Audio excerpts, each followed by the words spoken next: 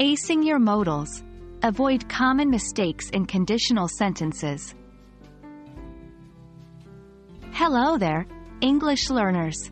Today, we're delving into an interesting aspect of English grammar: conditional sentences with modals.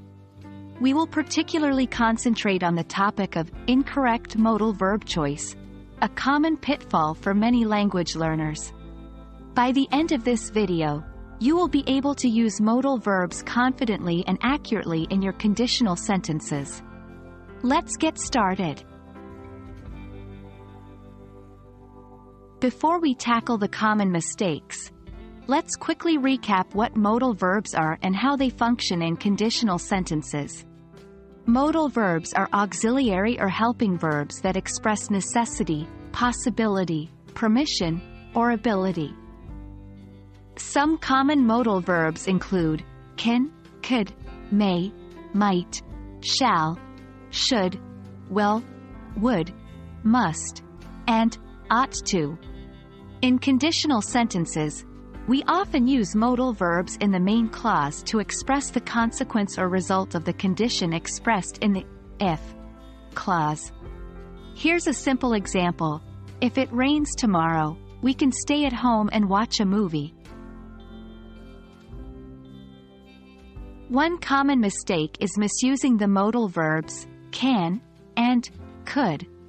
Can is used to express a possible situation in the present or future, while could is the past tense of can and expresses a possible situation in the past. For example, a correct sentence is, if I see him, I can say hello. A common mistake is, if I saw him, I can say hello. It should be, if I saw him, I could say hello. Another typical mistake is confusing will and would.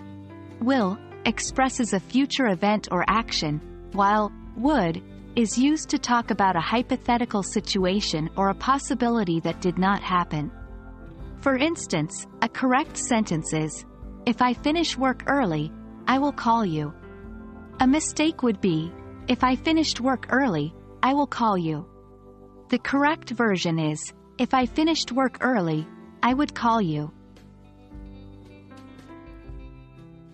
And that wraps up our discussion for today.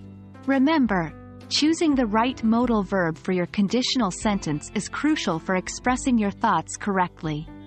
Paying close attention to these common mistakes and understanding why they are incorrect will significantly improve your English grammar skills.